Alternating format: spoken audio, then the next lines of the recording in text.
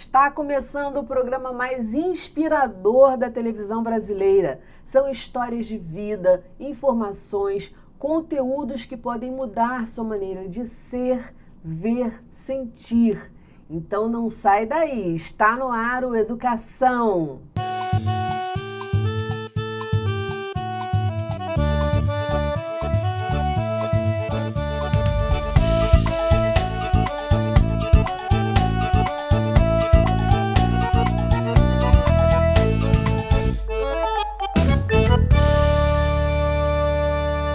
Minha entrevistada é a psicóloga do desenvolvimento, psicopedagoga, professora de educação especial da Unirio, Aline Lamoglia. Muito bem-vinda, Aline. É um prazer receber você aqui no Educação. Prazer Ainda mais para aqui, falar, sem dúvida. ainda mais para falar da sua vida e de um tema tão especial que é, como você trabalha, o que você faz. E aí eu já quero começar no seu trabalho, porque é um trabalho tão importante, tão necessário que as pessoas saibam a respeito, porque há muito desconhecimento, há muita desinformação, falta de informação, vamos dizer assim, a respeito de aspectos tão importantes na nossa sociedade. E aí, nesse sentido, você tem uma frase e fala que a intervenção precoce subverte a biologia. O que essa frase tem, o que você quis dizer? Você já começou pela frase polêmica, né? Então, essa frase, assim, eu acredito muito no poder da intervenção, né? E eu acho que ela muda tudo. E ela muda até quando a gente está diante de um problema biológico. Então, veja, por isso que eu chamo de subverter a biologia, né?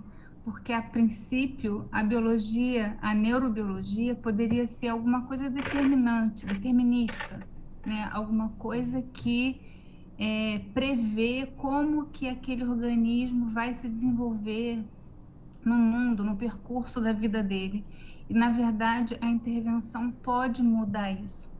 E ela pode mudar isso melhor ainda se ela começar cedo, né? Porque a gente tem uma palavrinha mágica que é a plasticidade neuronal, que eu venho estudando ao longo dos últimos 8 anos de forma mais detida e vejo o quanto que é plástico o cérebro dos pequenos e o quanto a gente pode mudar isso que a biologia traz, a gente pode melhorar e mudar. Então, por isso, esse caráter, assim, meio subversivo, né, de dizer isso. Sim, sim, sim. Porque geralmente um diagnóstico te coloca um rótulo, tanto Exatamente. para a vida no geral, na escola, enfim, né, as pessoas mudam, né, a gente muda. Então, realmente você primeiro identificar aquela pessoa pela deficiência, enfim, que ela tem. Segundo, você rotular que ela não pode se desenvolver, que só vai até aqui porque a medicina diz que só vai até aqui. Agora, Aline, nos últimos anos, o conhecimento acerca das manifestações precoces do transtorno do espectro autista tem aumentado muito. Sim, sim. E a gente não sabe dizer exatamente a que atribuir isso, né? A que atribuir esse aumento numeroso de casos. A gente já ouviu, né, eu já li na mídia algo em torno de 1 para cada 30 crianças. Na verdade, esse não é um número do Brasil, né? A gente não tem essa estatística no Brasil. Talvez tenhamos agora com o censo, né, que está em curso nesse momento, mas a gente não tem ainda. Então, a gente trabalha com algumas estatísticas que são dos Estados Unidos, porque lá existe esse número, né, já contabilizado nos estados, nos diferentes estados, que é de 1 para cada 48 nascimentos. né? Então, 1 em cada 48 crianças tem alguma expressão do espectro do autismo.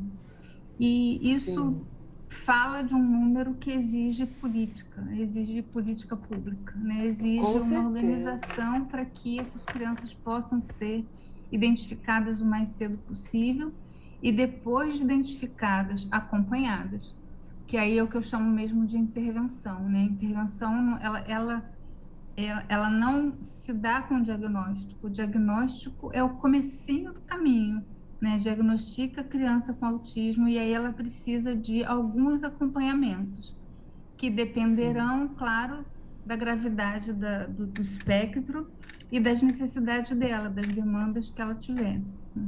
Sim, pela minha pesquisa, né, por estar no grupo de pesquisa, ter feito parte do grupo de pesquisa e tudo mais, e também por ouvir muitas pessoas aqui no Educação, eu sei que o autismo vai numa determinada idade, é que geralmente as pessoas começam a perceber algumas coisas na criança e aí procuram um especialista, né, os pais ou enfim.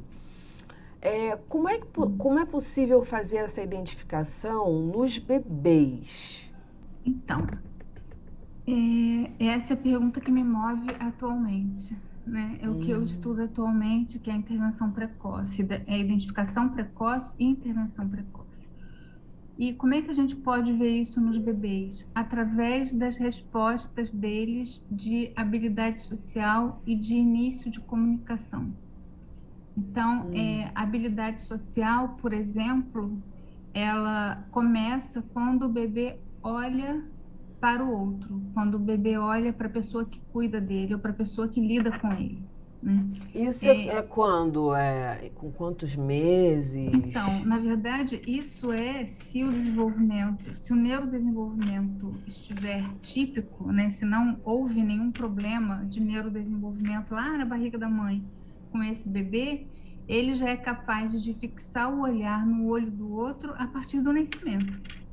Então, A é partir desde do nascimento? sempre, a partir do nascimento. Eu tenho imagens, inclusive, eu costumo mostrar essas imagens quando eu estou trabalhando, quando eu dou aula, né? Estou trabalhando com pessoas que estão tendo o primeiro contato com intervenção precoce, que é mostrar bebês que acabaram de nascer. Indubitavelmente, bebês ainda que estão sujinhos, né, que acabaram de sair da barriga, ainda estão naquele procedimento todo que os médicos fazem, E eles né, não enxergam, né? e Quando a criança. eles têm alguma limitação visual, né, Sim, mas sim, eles são sim. capazes de identificar o rosto humano e de fixar o olhar no olho da mãe ou no olho do pai, assim, aquela pessoa que recebe aquele bebê inicialmente, né?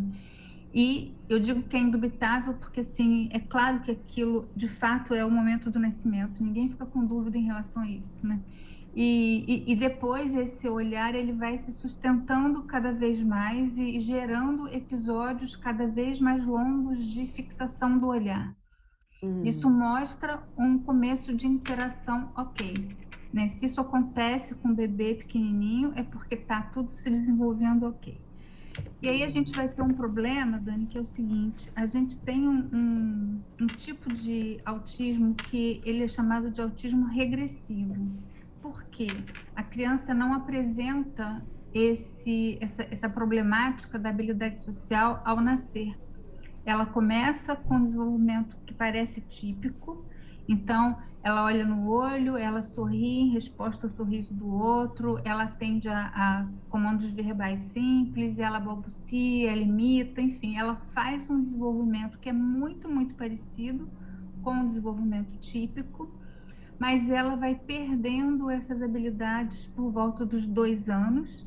E, em geral, aos 3 anos, ela já perdeu essas habilidades e ela abre um quadro, é como se abrisse, né? Abre um quadro, como a gente costuma dizer, de autismo.